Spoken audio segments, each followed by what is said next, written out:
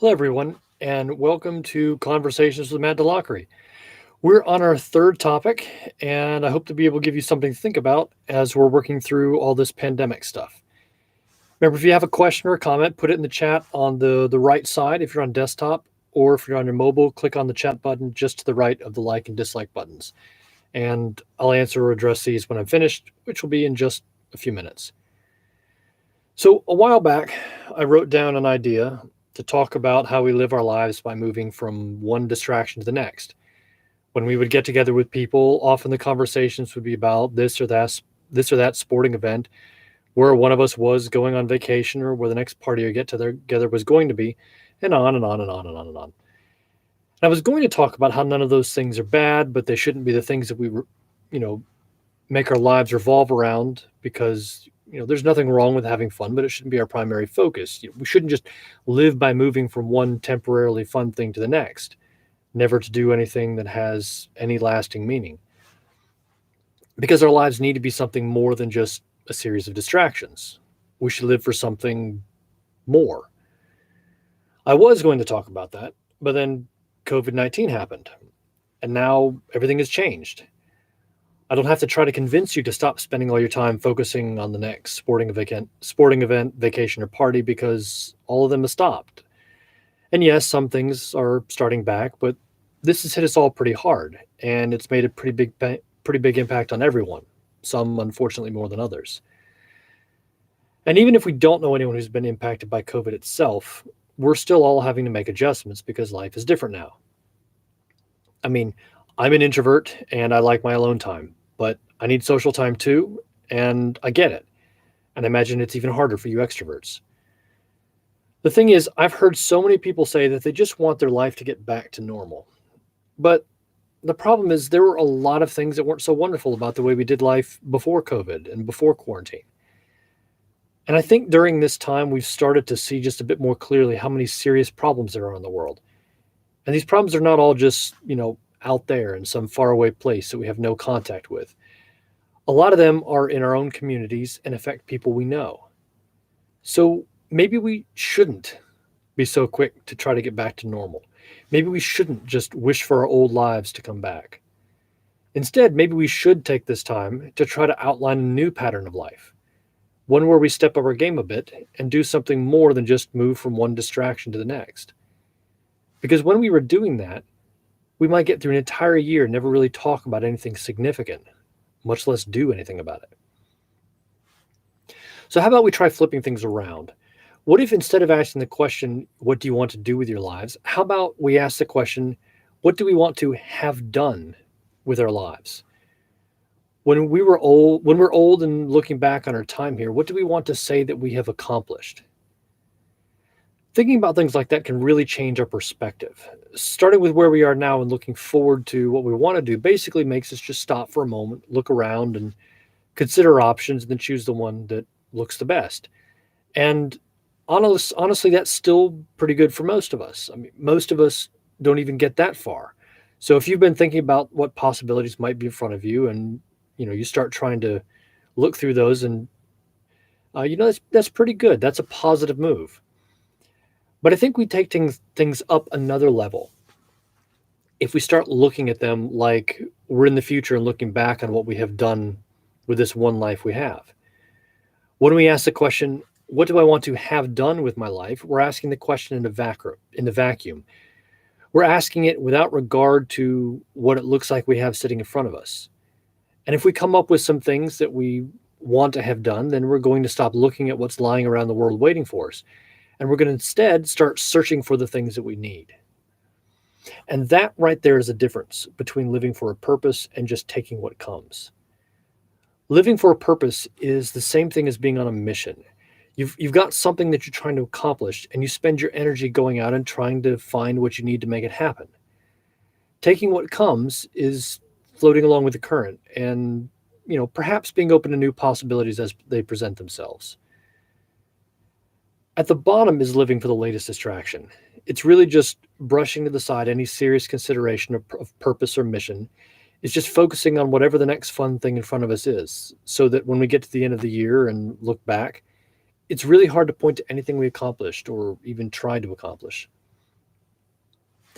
Now, we almost certainly put a lot of work into trying to make it through life because life can be quite difficult. But is that what we want to say when we get to the end of our lives? I made it through. I got through each day and survived. Now, for a lot of people, their situations are really hard, and making it through each day is quite an accomplishment. So, hats off to them. And I truly do mean that. But for everybody for whom life just isn't quite that hard, is that all we really want to be able to say? If we have the ability to focus on whatever the next sporting event, vacation, or party or get together will be, then our lives are probably not that hard. Perhaps instead we should shoot for something more and live for something more than just the latest distraction. I know that's how a lot of us lived pre COVID, and we didn't really think much about it because that's just how the world was. Well, the world has changed.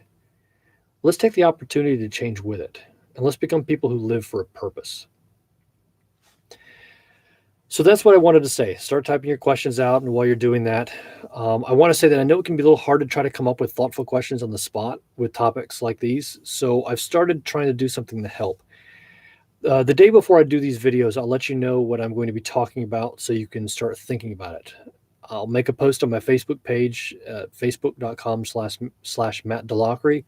So if you go there on Saturday, you'll know what I'm going to talk about on Sunday, and you can think through what you want to ask me and talk about. I actually did it twice already, but I forgot to mention in my video last week. So if y'all are listening on podcast or you don't know that I have a Facebook page, it's there. And so you can check that out if you want to know what's coming in advance, or if you just want to be surprised and just ignore it and show up here. Both are cool. And if you haven't subscribed to this channel yet, click the red button.